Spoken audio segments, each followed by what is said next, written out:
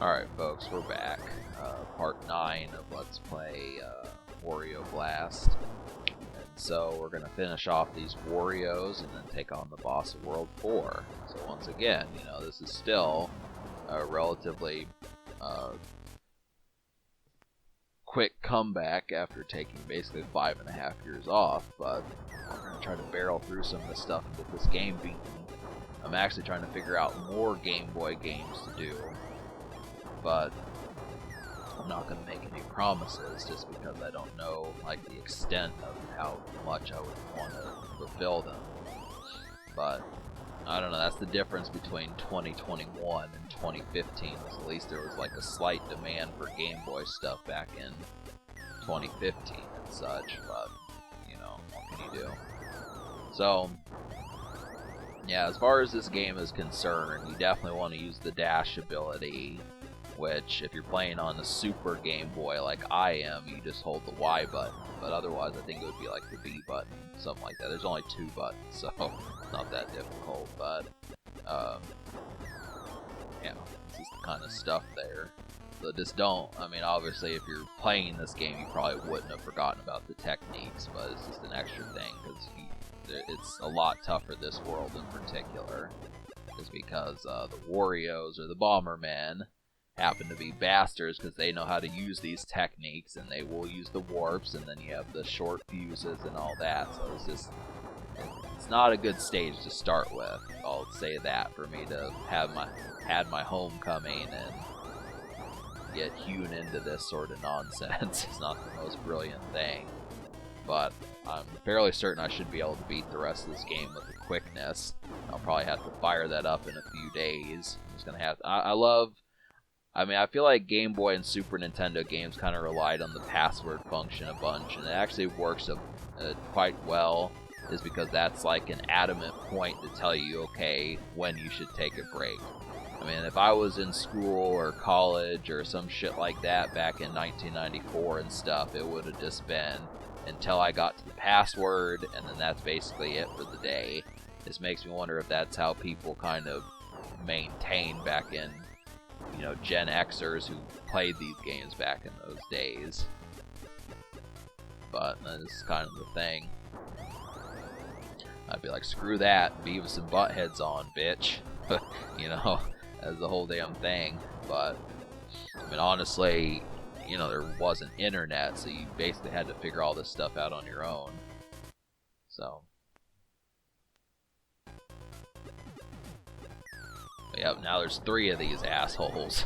But luckily the stage is smaller, so you don't get lost as easily. That's the thing, they figured that these Warios or these guys would probably be terrible to deal with.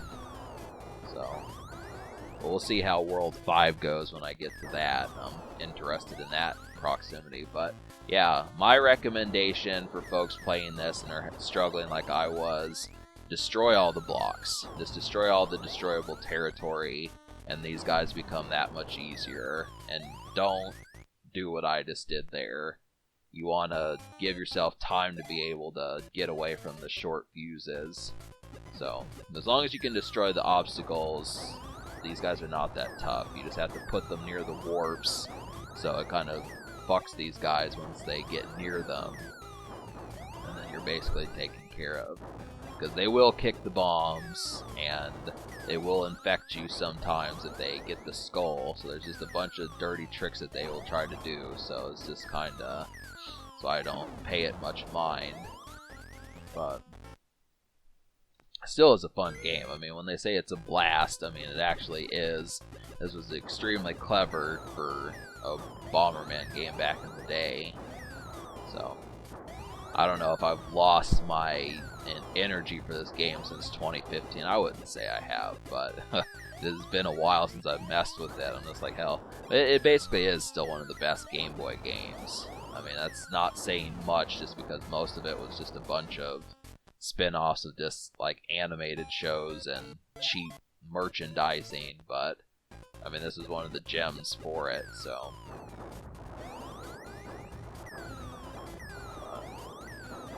Wario just, I would typically recommend to people about my age that anything Wario is in, back in these days is probably sufficient as a good Game Boy game. Because you had this, you had the 2 Wario Land games, and then things like that. So I don't know if Wario, just that sort of stuff, how that goes. So look at these assholes. There's a bunch of this tomfoolery. You guys are idiots. And if you look at the very top of the screen where all the Bombermen are, you can see Wario with the Bombermen, which I felt like that was a nice touch. I probably wouldn't have noticed that before, but kind of did. So it's neat. Yeah, I have had this Super Game Boy for over 20 years now. I went to a place I used to have. There's a store, a used game store that I got this from, and I've had this basically for 20 years. So it's one thing. I mean, I made sure to get Donkey Kong, Wario Blast, some games like this, and then just mess with them. But I mean, the Super Game Boy wasn't really talked about that much. I mean, they kind of advertised it for a little while, but eventually, once the PlayStation and game machines like that started coming out, it was just like, just get an N64. They just kind of forgot about it. It just came out so late, it was like, hell, they just promoted probably Donkey Kong Country and shit like that instead. But it is decent. That's kind of the thing. It's the same way with like the one for the GameCube, the Game Boy Player. I mean, it's the same thing. It just was kind of underappreciated, but was, nifty. It was definitely a handy thing to have, just because it allowed you to play these games and not have to have batteries. That's kind of the main thing. Is it's very difficult doing Game Boy games unless you have this. So, I mean, I don't know how most people did Game Boy games unless they used emulation. But this is kind of the thing. So, but I still need to get a hold of like a Game Boy player and shit, because I know I would like to do some Game Boy Advance games, because there actually are a few. I mean, once again, it's not my favorite machine, but there is some stuff that I could at least say I could probably beat. There's some interesting little stuff to do on the side. But I don't know. I do suppose I probably could scrounge up some money for it, but I just would have to figure out what games I'd want to beat. But maybe that's something, just think of that in like a distant kind of way. I probably need to do it before I run out of money. So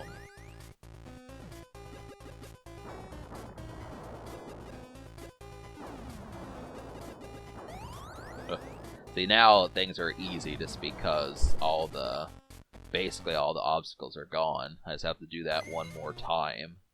So I'll tell you, I was getting mad when I fought the boss. That just pissed me off completely. It reminded me, I know I said in part 2, way back in 2015, how I broke my old Game Boy Color because of this game. And I can see why. I was getting pretty mad just fighting the boss. It was just idiotic. So much stupid stuff that happened to happen here, and it was just kind of like,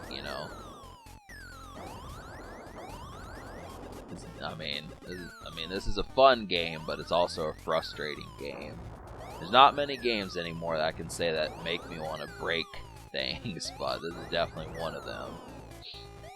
Just the mechanics behind some of the stuff that just continue to be asshole-wise. It's for chumps, man. I'm not with it. I don't like all this BS. These enemies are just too smart, That's the thing, is they do not care if they kill themselves when killing you. That's the thing. I said that last time, but it's the truth. And they just know how to use these warps, so.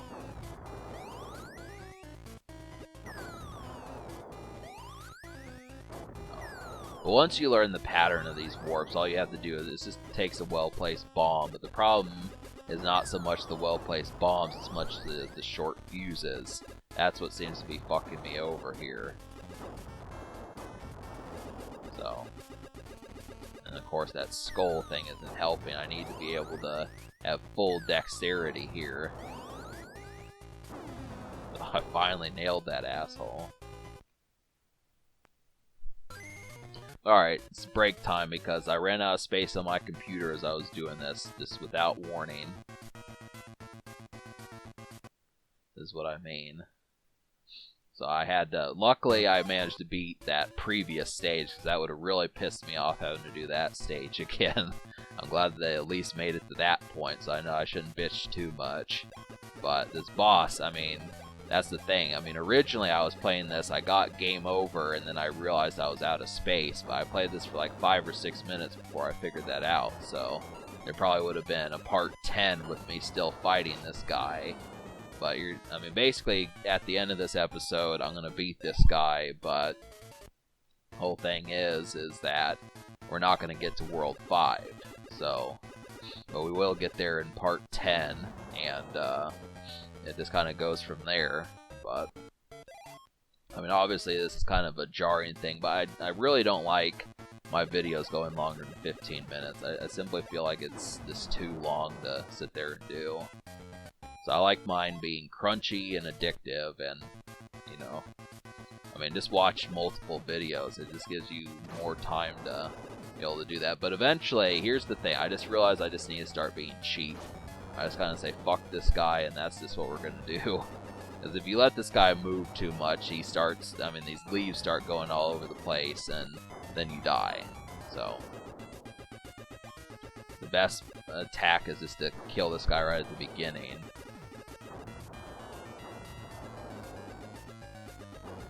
And of course, if you touch the boss, you die also, so you have to always be on the move.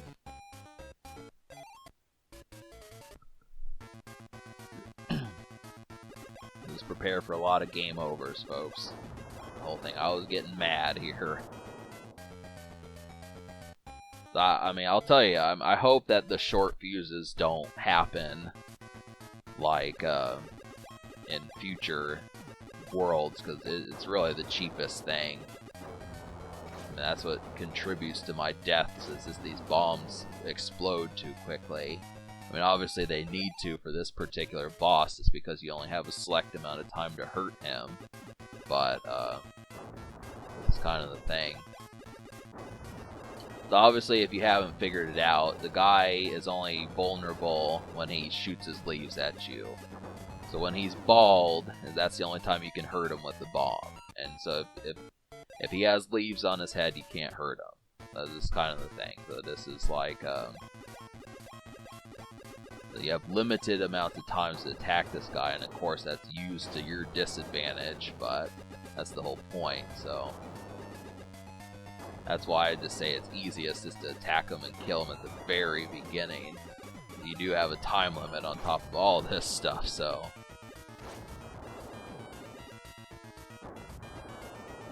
I think 5 hits killed him.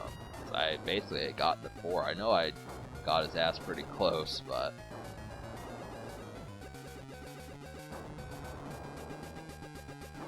we're still on the verge of wrapping things up. I think this will probably do it this time, folks. So I was about to say fuck the whole thing, you know. Yep.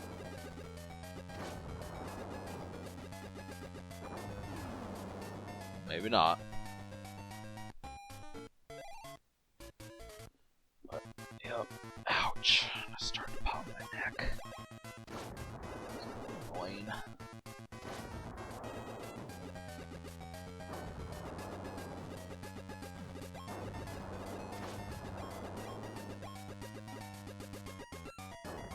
So, I need to get back to Final Fantasy also. I'm just kind of in limbo. That's one thing, is I'm not necessarily a lazy Let's Player. I just get kind of, you know, out of rhythm.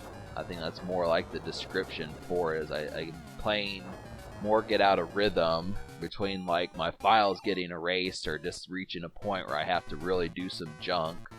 And I mean, honestly, I wanted to beat this game years ago, but I just never did. I mean, I just kind of lost the energy to want to do it. And then all with me getting caught up with my vlog stuff over and over, I just decided to do that. Alright, so subscribe for more fun. Thanks for watching. You know the drill.